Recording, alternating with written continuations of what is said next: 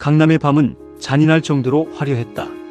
지면을 때리는 장대비 사이로 억대의 슈퍼카들이 미끄러지듯 지나갔고 그 틈바구니에서 서준은 낡은 125cc 오토바이에 몸을 의지한 채 위태로운 질주를 이어가고 있었다. 헬멧 실드 안으로 스며든 습기는 시야를 뿌옇게 가렸고 젖은 장갑 속 손가락은 이미 감각이 사라진 지 오래였다. 서준은 연신 핸들을 꽉 쥐었지만 추위와 피로로 떨리는 근육은 제멋대로 비명을 질렀다. 제발 이번 배달만 무사히 끝내자. 그는 갈라진 목소리로 스스로를 다독였다. 배달 가방 안에는 30만 원 상당의 최고급 스시 세트가 들어있었다. 누군가에게는 가벼운 한 끼 식사겠지만 서준에게 이 가방은 목숨줄이나 다름없었다. 배달료 4,000원. 그 푼돈이 모여야 내일 아침 어머니의 혈액투석 비용을 맞출 수 있었고 동생의 밀린 급식비를 해결할 수 있었다. 도착지는 청담동의 랜드마크인 더 루미너스 펜트하우스였다. 금빛 자재로 도배된 로비에 들어서자마자 에어컨의 냉기가 젖은 몸을 엄습했다. 보안 요원은 오토바이 헬멧을 든 서준을 마치 오물 보듯 위아래로 훑어내렸다. 거기 화물 전용 엘리베이터 이용하세요. 대리석 바닥 더러워지니까 발 조심하시고. 서준은 대꾸할 기운조차 없었다. 익숙한 무시를 삼키며 어두컴컴한 화물 승강기에 몸을 실었다. 거울에 비친 자신의 모습은 처참했다. 물에 빠진 생쥐꼬를 한 채 눈은 핏발이 서 있었고 입술은 파랗게 질려 있었다. 80층 펜트하우스의 육중한 문이 열리자 은은한 클래식 음악과 함께 달콤한 향수와 비싼 와인 향기가 훅 끼쳐왔다. 거실 한복판에는 명품 수트를 빼입은 젊은 남녀들이 와인 잔을 들고 웃음꽃을 피우고 있었다. 그곳은 서준이 사는 지하 단칸 방과는 다른 행성처럼 느껴졌다. 배달 왔습니다. 서준은 고개를 숙인 채 낮은 목소리로 말했다. 그때 무리의 중심에서 거만하게 다리를 꼬고 앉아있던 한 남자가 천천히 고개를 돌렸다. 강태성, 태산그룹의 후계자이자 고교 시절 서준의 인생을 지옥으로 밀어넣었던 장본인이었다. 서준의 심장이 덜컥 내려앉았다. 잊고 싶었던 악몽이 눈앞에 실체화되어 나타난 기분이었다. 태성의 눈이 가늘어지더니 이내 비열한 미소가 입가에 번졌다. 어라? 야, 이거 누구야? 우리 학교 전교 1등 성서준 아니야? 태성의 말 한마디에 파티장의 모든 시선이 서준에게 집중됐다. 사람들은 신기한 구경거리라도 발견한 듯 수군거리기 시작했다. 태성은 천천히 자리에서 일어나 서준에게 다가왔다. 그는 서준의 젖은 배달 조끼를 손가락 끝으로 툭툭 건드리며 조롱을 퍼부었다. 야, 너 서울대 법대 간다더니? 법전 대신 배달통 들고 다니는 게 요즘 유행인가 보지. 공부 잘해봤자 결국 내 밑에서 심부름이나 하는 팔자인가 봐. 주변에서 낄낄거리는 비웃음이 터져나왔다. 서준은 주먹을 꽉 쥐었다. 손톱이 손바닥을 파고들어 피가 배어나왔지만 그는 이성을 잃지 않으려 애썼다. 지금 여기서 사고를 치면 어머니의 약값은커녕 합의금으로 인생이 끝날 터였다. 음식 여기 두겠습니다. 맛있게 드십시오. 서준은 최대한 담담하게 말하며 돌아서려 했다. 하지만 태성은 서준을 놓아줄 생각이 없었다. 그는 들고 있던 레드와인 잔을 기울여 서준의 낡은 운동화 위로 천천히 부어버렸다. 진득한 와인이 하얀 운동화를 붉게 물들였다. 어이쿠, 손이 미끄러졌네. 야, 친구 신발이 더러워졌는데 내가 가만히 있을 수 없지. 자, 내가 세차비 줄 테니까 내가 직접 좀 닦아볼래? 내 구두도 좀 광 좀 내주고. 태성은 주머니에서 5만원권 다발을 꺼내 서준의 발치에 거만하게 흩뿌렸다. 지폐들은 붉은 와인액과 섞여 대리석 바닥에 흉측하게 달라붙었다. 주워봐. 내가 그렇게 좋아하는 돈이잖아. 전교 1등 머리로 계산해봐.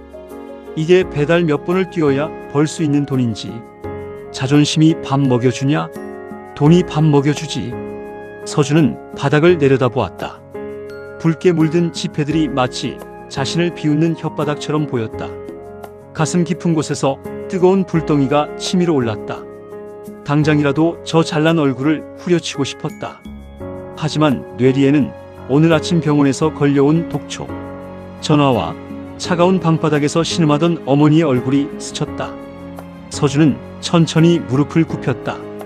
대리석 바닥의 차가운 기운이 무릎을 타고 전신으로 퍼졌다. 그는 떨리는 손으로 와인에 젖은 지폐를 하나하나 주워 담았다. 등 뒤로는 태성과 그 일행들의 노골적인 웃음소리가 천둥소리보다 크게 들려왔다. 그래, 그렇게 살아야지. 주제를 알아야 편한 법이야, 성서준. 태성은 서준의 머리를 가볍게 툭 치며 비아냥거렸다. 펜트하우스를 빠져나온 서준은 다시 폭우 속으로 뛰어들었다. 헬멧을 쓰자마자 참았던 눈물이 터져나왔다. 빗물인지 눈물인지 모를 액체가 얼굴을 타고 흘렀고 입안에서는 비릿한 피맛이 났다. 그는 오토바이에 올라타 스로틀을 끝까지 당겼다. 시야가 흐릿한 가운데 골목을 빠져나가려던 찰나 옆 골목에서 과속하던 외제차가 서준의 오토바이를 그대로 들이받았다. 굉음과 함께 서준의 몸은 허공으로 솟구쳤고 이내 차가운 아스팔트 위로 내동댕이 쳐졌다. 빗줄기는 더욱 거세졌고 멀리서 태성이 있는 펜트하우스의 화려한 불빛만이 무심하게 빛나고 있었다. 의식이 가물거리는 순간 서준은 하늘을 향해 피 섞인 절규를 내뱉었다. 하늘님, 만약 당신이 있다면 제발 오늘 저를 죽이지 마십시오. 대신 저 악마들을 찢어 죽일 힘을 주십시오. 반드시 돌아가서 똑같이 갚아주겠습니다. 서준의 눈이 서서히 감기며 세상이 어둠 속으로 잠겼다. 사고 후 정신을 차렸을 때 서준의 코끝을 찌른 것은 소독약 냄새와 눅눅한 병실의 곰팡이 내였다. 오른쪽 다리에는 둔탁한 통증이 내려앉았고 전신은 마치 잘게 부서졌다가 대충 이어붙인 인형처럼 비명을 질렀다. 가해 차량은 뺑소니였다. 비 내리는 밤 번호판조차 식별되지 않은 채 달아난 그 차는 서준의 유일한 생계수단이었던 낡은 오토바이를 고철 덩어리로 만들었다. 병상에 누워 천장을 바라보며 서준은 허탈하게 웃었다. 펜트하우스에서 굴욕적으로 주었던 그 와인에 젖은 지폐들만이 피 묻은 주머니 속에서 구겨진 채 남아있었다. 이게 내 목숨값인가? 서준은 그 돈을 꽉 쥐었다. 손등에 핏줄이 터질 듯 솟구쳤다. 퇴원 후 서준이 향한 곳은 보증금 100만 원에 월세 20만 원짜리 지하 단칸방이었다. 창문 너머로는 사람들의 발바닥과 자동차 바퀴만 보였고 비가 오면 하수가 역류하는 지옥 같은 공간이었다. 하지만 서준은 그곳에 자신을 가두었다.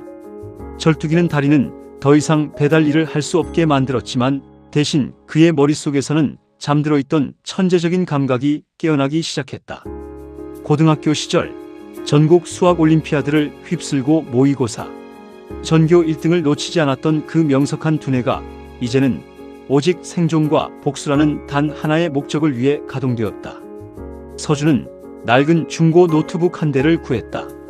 그리고 세상의 모든 돈이 흘러가는 길목을 파헤치기 시작했다. 자본주의는 숫자라는 언어로 쓰인 신화다. 그 문법만 익히면 내가 신이 될 수 있어. 서준은 낮에는 공공도서관에서 경제서적과 금융공학 논문을 닥치는 대로 읽어치웠고 밤에는 고시원 구석에서 전 세계 증시의 흐름을 초 단위로 분석했다.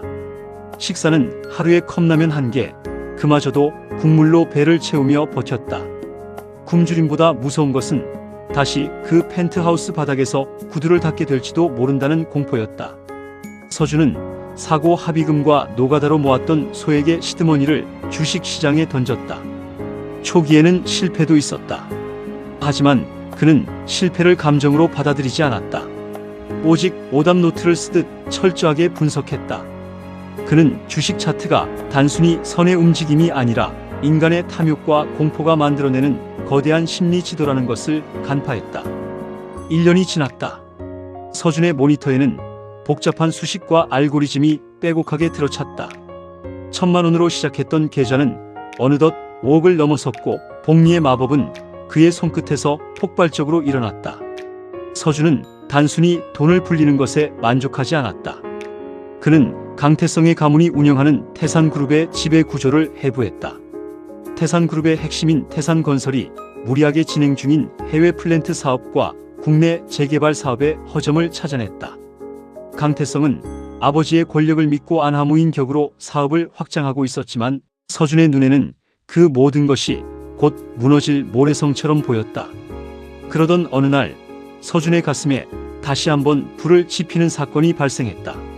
서준의 어머니와 동생이 살고 있던 달동네 일대가 태산건설의 재개발 구역으로 확정되었다는 소식이었다. 태산 측은 용역 깡패들을 동원해 원주민들을 푼돈으로 내쫓고 있었다. 서준은 병약한 어머니가 강제로 거리로 밀려났다는 동생의 울음 섞인 전화를 받고 주먹을 꽉 쥐었다. 그는 3년 만에 처음으로 강태성에게 전화를 걸었다. 강태성, 나 성서준이다. 재개발 보상금 문제 최소한 법적인 테두리 안에서 해결해줘. 우리 엄마 지금 길거리에 나앉게 생겼어. 전화기 너머로 태성의 비릿한 웃음소리가 들려왔다. 야, 거지 새끼야. 아직도 안 죽었냐? 야, 그 동네는 쓰레기 처리장이야. 네 엄마도 쓰레기랑 같이 치워지는 게 순리지. 억울하면 돈 벌어서 땅을 사든가. 끊어, 바쁘니까. 뚝 끊긴 통화음 뒤로 정적이 흘렀다. 서준의 눈빛은 이전보다 깊고 어두워졌다. 분노는 사라지고 차가운 이성만이 남았다. 그래, 땅을 사주지. 내가 가진 그 화려한 성체까지 전부. 서준은 그날 이후 본격적으로 움직였다. 그는 JS 인베스트먼트라는 베일에 쌓인 사모펀드 회사를 설립했다. 그리고 태산건설의 자금줄을 쥐고 있는 제2금융권 인사들과 접촉하기 시작했다. 그는 그들에게 태산건설이 숨기고 있는 부실, 채권 규모와 분식회계 정황을 데이터로 제시하며 심리적으로 압박했다. 동시에 태산건설의 하청업체들을 조용히 포섭하여 결정적인 순간에 공사를 중단시킬 수 있는 카드도 확보했다. 서준은 이제 더 이상 빗물에 젖은 배달원이 아니었다. 그는 어둠 속에서 적의 목덜미를 노리는 거대한 독사가 되어 있었다. 거울 속에 비친 서준의 얼굴은 차갑게 식어 있었고 그의 손에는 태산건설의 운명을 좌지우지할 수 있는 핵심 지분 리포트가 들려 있었다. 강태성, 네가 믿고 있는 그 권력이라는 성벽이 얼마나 얇은 종이로 만들어졌는지 내가 직접 보여줄게. 태산그룹은 유례없는 위기에 직면해 있었다. 강태성이 자신의 경영 능력을 과시하기 위해 무리하게 추진했던 중동의 대규모 플랜트 사업이 현지 내전과 원자재, 가격 폭등으로 인해 중단되었기 때문이다. 당장 이번 달 말까지 갚아야 할 단기 어음만 3천억 원에 달했다. 시중은행들은 태산건설의 부채 비율을 문제 삼아 자금 회수에 들어갔고 강태성의 아버지는 뒷목을 잡고 쓰러졌다. 상무님, 어떻게든 JS 인베스트먼트의 조 대표를 잡아야 합니다. 그쪽에서 흘러나오는 자금만 잡으면 일단 급한 불은 끕니다. 비서의 다급한 보고에 태성은 마른 세수를 하며 신경질적으로 소리쳤다. 그 조 대표라는 놈 베일에 쌓여 있다며? 얼굴도 안 비치는 놈을 어떻게 만나? 태성은 백방으로 수소문한 끝에 겨우 JS 인베스트먼트 측으로부터 미팅 승낙을 받아냈다. 하지만 조건이 하나 있었다. 장소는 JS 측에서 지정한 곳이어야 한다는 것. 태성은 찬밥 더운 밥 가릴 처지가 아니었다.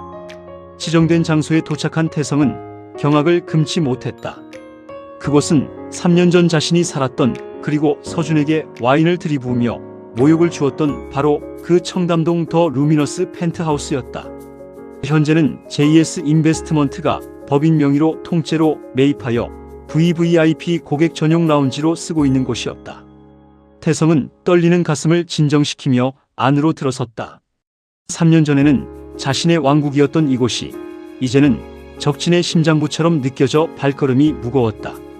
라운지 안쪽 통유리 너머로 강남의 야경을 내려다보며 앉아있는 남자의 뒷모습이 보였다.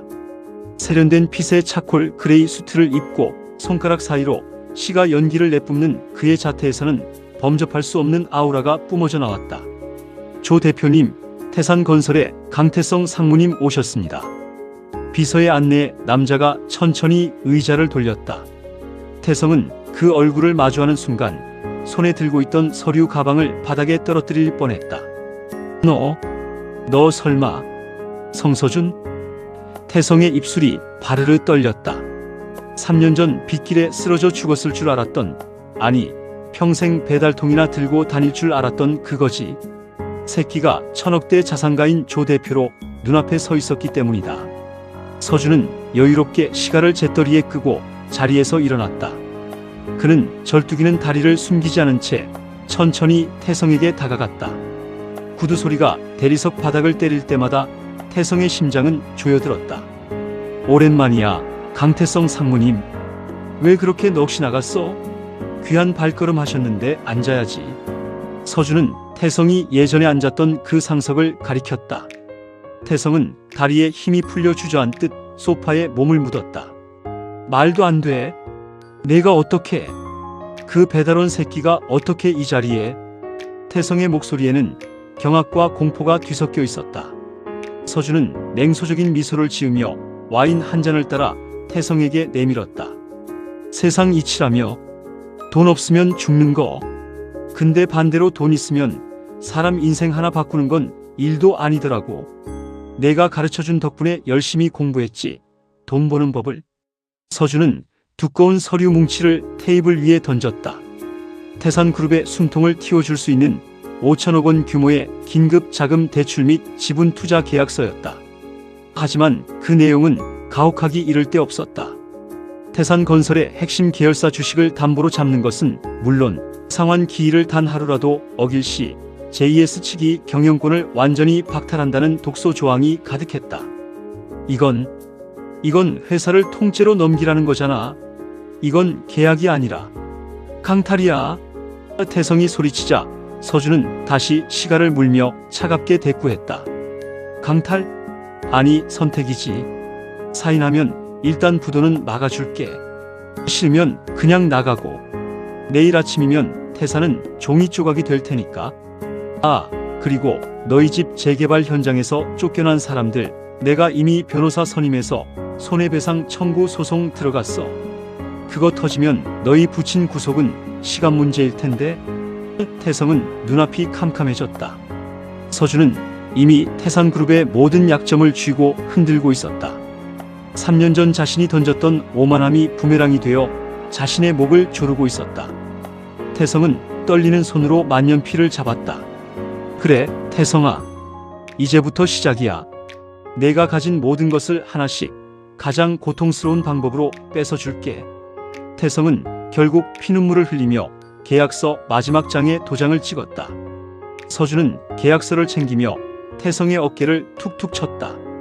고생했어. 아, 그리고 신발 더러워졌네. 예전처럼 내가 팁 줄까? 서준은 주머니에서 5만 원권 한 장을 꺼내 태성의 가슴 포켓에 꽂아 넣었다. 서준이 건넨 계약서는 구명줄이 아니라 태산그룹의 목을 조르는 정교한 교수형 밧줄이었다. 계약서의 잉크가 채 마르기도 전인 다음날 새벽 대한민국 모든 일간지의 일면은 태산그룹의 칩으로 도배되었다. 태산건설 중동 플랜트 사업비 수천억 원 횡령 및 비자금 조성 의혹, 강태성 상무 하청업체 대상, 상습적 갑질 및 리베이트 수수 정황 포착.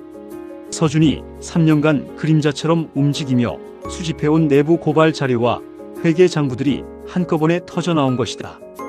태산그룹의 주가는 개장과 동시에 하한가로 직행했고 분노한 소액 주주들이 본사 로비로 몰려와 계란과 밀가루를 던지며 아수라장을 만들었다. 서준은 단 한 푼의 추가 비용 없이 태산그룹의 경영권을 손에 넣었다. 강태성의 아버지는 뇌출혈로 다시 쓰러졌고 태성은 이사회에서 해임되어 경비원들에게 끌려나갔다. 태성이 쫓겨나던 날 서준은 지폐를 그의 얼굴에 침뱉듯 던지고는 다시 차에 올라탔다. 그 후 한 달 동안 서준은 멈추지 않았다.